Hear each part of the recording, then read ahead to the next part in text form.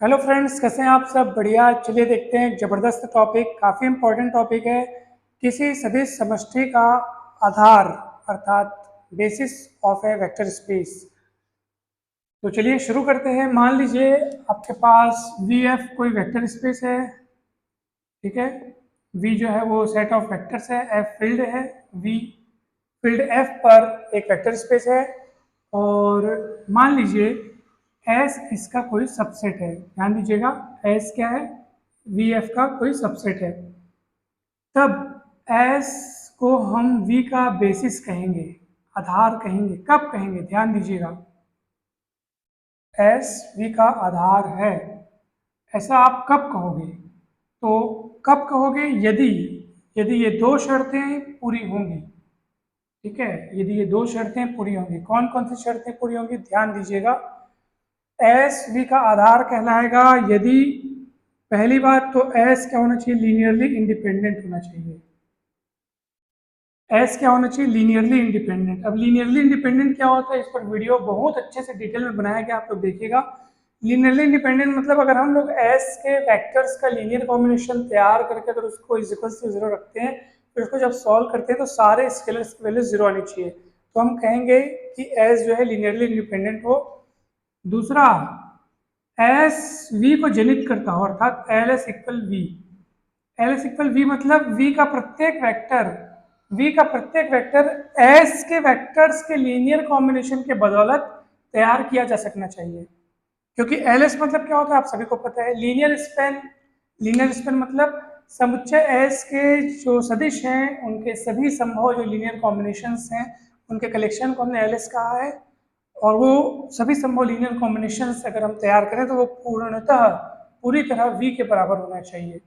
अर्थात वी में कोई भी ऐसा वेक्टर नहीं छूटना चाहिए जिनको एस के वेक्टर्स के लीनियर कॉम्बिनेशन के बदौलत न लिखा जा सके। या यूँ कहें कि वी का प्रत्येक वेक्टर एस के, जिनको आप आधार बनाने जा रहे हैं, आधार बोलने जा रहे हैं, तो वी का प्रत्येक वेक्टर एस के वेक्टर्स के लीनियर कॉम्बिनेशन के बदौलत लिखा जा सकना चाहिए, ठीक है। तो ये दो शर्तें अगर इस एस के द्वारा पूर्ण की जाती हैं तो हम कहेंगे कि हाँ, वो वी का आधार बन सकता है।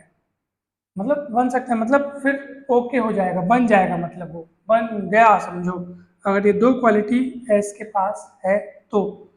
अच्छा, अब अपन कुछ एग्जांपल लेते हैं। मान लो मैं V2F लेता हूँ, ठीक है। V2F तो साफ साफ पता चल रहा है कि यहाँ पे टू यानी इसके मेंबर्स जो हैं वो ऑर्डर्ड पेयर के फॉर्म में होंगे। तब मैं एक सेट लेता हूँ 1 0 0 1, दो वेक्टर्स रखने वाला। आप बहुत आसानी से चेक करके देख सकते हैं कि ये जो है लीनियरली इंडिपेंडेंट है। कैसे चेक करते हैं आपको पता है, लीनियर कॉम्बिनेशन तैयार करके जीरो के बराबर रखो, सॉल्व करो, स्केलर की वैल्यू जीरो आनी चाहिए, तो एस लीनियरली इंडिपेंडेंट है।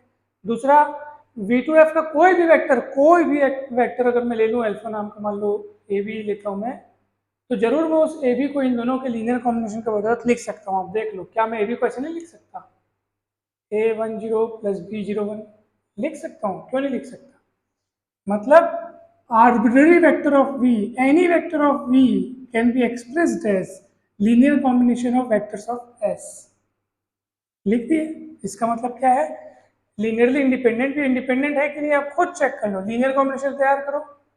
मान लो मैं लीनियर कॉम्बिनेशन तैयार कर दिया, इजिकल्स टू जीरो रख दिया, ए बराबर जीरो बी बराबर जीरो मिलेगा। ये जीरो जीरो तुलना करोगे, है ना भाई, ए जीरो बी जीरो, जैसे ए कम ए जीरो, फिर जीरो बी, फिर जोड़ोगे तो ए हो जाएगा बी, दोनों जीरो आ गया। तो ये आपका V2F का एक आधार बन गया। और ये स्पेशल टाइप का आधार है, देखो 1 0 0 1, इसको प्रमाणिक आधार या मानक आधार बोलते हैं, स्टैंडर्ड बेसिस बोलते हैं, या प्राकृतिक आधार या नेचुरल बेसिस भी कहते हैं।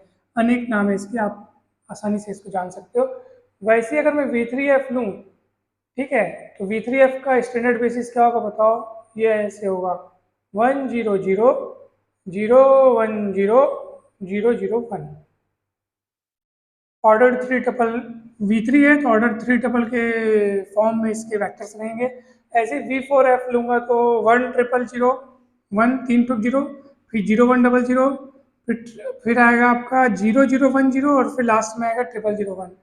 तो सीधी सी बात है, जितना यहाँ रहेगा उतने वेक्टर्स रहेंगे और इस फॉर्म में इसको मतलब क्या बोलते हैं, स्टैंडर्ड बेसिस बोलते हैं, वैसे VNF का भी आप तैयार कर सकते हो। ठीक है, तो एस वी का आधार कब कहलाएगा, यदि उसके पास ये दो खास बातें हो, एस लीनियरली इंडिपेंडेंट होना चाहिए और वी का प्रत्येक वेक्टर एस के वेक्टर, देखो ना ये वी से मैंने एक वेक्टर लिया और देखो मैंने उसको एस के वेक्टर्स के लीनियर कॉम्बिनेशन की बदौलत आपको लिख के दिखा दिया। V2 से आप कोई भी दूसरा वेक्टर लेते उसको भी आप इन दोनों की लीनियर कॉम्बिनेशन लिख के दिखा सकते हो। अब आप कहेंगे सर तो क्या V2F का ये बेसिस है, तो क्या यही एकमात्र बेसिस होता है कि, तो ऐसा नहीं है, किसी भी सदिश समष्टि के अनेक आधार हो सकते हैं और भी ऐसा आप कोई दो वेक्टर्स का कलेक्शन ला सकते हैं जो लीनियरली इंडिपेंडेंट भी हो और आप प्रत्येक वेक्टर को उन वेक्टर्स के लीनियर कॉम्बिनेशन में लिख सकते हो, अर्थात ये दोनों गुण हो सकते हैं। तो V2F के अनेक आधार संभव हैं। ठीक है, अब मैं आपको आगे बताता हूँ। ठीक है, तो देखो एक समुच्चय में आप लिखते हो 1x x स्क्वायर xn और चलते जा रहे हैं, ये भी एक आधार है, ये अनंत आधार है, इसमें अवयवों की संख्या अनंत है और ये बहुपदों की जो सदिश समष्टि है fx, फील्ड f पर बहुपदों की सदिश समष्टि का ये आधार है और आप साफ साफ देख पा रहे हैं कि ये आधार में अनंत अवयवों की संख्या जो है वो क्या है, अनंत है, क्योंकि बहुपद है। सीधी सी बात है, अगर मैं किसी पर्टिकुलर डिग्री का कोई बहुपद लेता हूँ, ठीक है, और अगर मैं चाहूँ कि उसको मैं एस के वेक्टर्स के लीनियर कॉम्बिनेशन के रूप में लिख सकूँ, ठीक है ना। अब मान लिए थोड़ी देर के लिए मान लो एस में मान लो इतने वेक्टर्स हैं परिमित संख्या में कितनी डिग्री दिख रही है यहाँ पे, अधिकतम क्या दिख रहा है, xn दिख रहा है। अब मैं यहाँ पे fx में से कोई ऐसा बहुपद देख लेता हूँ जिसकी डिग्री है xn+1, मतलब उसमें अधिकतम घात n+1 है, तो आप खुद बताओ ऐसे बहुपदों को आप इन बहुपदों के लीनियर कॉम्बिनेशन के रूप में कैसे व्यक्त कर पाओगे, इसमें तो अधिकतम xn घात दिख रहा है ना, इसकी बदौलत ये थोड़ी जनरेट कर सकते हैं, है ना भाई। इसलिए याद रखना इसकी कोई फाइनाइट बेसिस नहीं होती, अनंत, इसके आधार में अनंत अवयव होते हैं, इस बात को ध्यान रखना, बहुत इंपॉर्टेंट चीज है।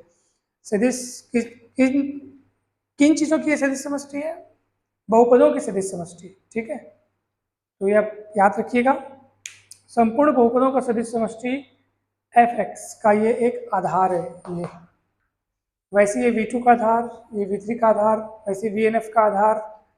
तो आप सब ने देखा कि आधार में कौन सी दो बातें खास होनी चाहिए, कि पहला तो ये है कि S को V का मतलब S को V का लीनियरली इंडिपेंडेंट सबसेट होना चाहिए, यानी S लीनियरली इंडिपेंडेंट हो, और लीनियरली इंडिपेंडेंट होने के लिए आपको S के वेक्टर्स के साथ F के स्केलर्स लेने होंगे, लीनियर कॉम्बिनेशन तैयार करके जीरो को बराबर रखना होगा, उनको सॉल्व करना होगा, और फिर अगर आप सॉल्व करने पर ये पाते हैं कि सारे स्केलर्स जीरो हो जाते हैं तो आप कहेंगे कि हाँ S लीनियरली इंडिपेंडेंट है। और दूसरा क्या है, S V को जनरेट करना चाहिए, अर्थात S के वेक्टर्स के लीनियर कॉम्बिनेशन के बदौलत V के सारे वेक्टर्स लिखे जा सकने चाहिए। तो ये आपको बहुत अच्छे से समझ में आ गया होगा, ये एग्जाम्पल भी है आपके पास, और ये भी बात खास याद रखिएगा। तो ये होता है बेसिस। ठीक है, अब आपको कोई भी प्रश्न परीक्षा में आएगा कि कौन कौन बेसिस है कौन नहीं है, तो आप अच्छे से चेक करना, दोनों शर्तें जिसमें फुलफिल होंगी वो बेसिस हो जाएगा। प्रमाणिक बेसिस मान लो प्रश्न में दिया है और इस टाइप के एलिमेंट्स आपको तैयार करके नहीं दिया है, सीधा बोल दिया है कि ये जो है इस सदिश समष्टि का एक प्रमाणिक आधार है या मानक आधार है या प्राकृतिक आधार है, तो आप समझ जाना कि मेरे को उस समय बेसिस के वेक्टर्स इस रूप में लिखने हैं 1 0 0 0 1 0 इस फॉर्म में लिखने हैं, फिर देख लेना कि वो V2F में है कि V3F में किस में है। तो बस इतना ही, फिर जल्द मिलते हैं नेक्स्ट वीडियो में नए टॉपिक के साथ, तब तक के लिए आप सभी को बहुत बहुत धन्यवाद, थैंक यू सो मच।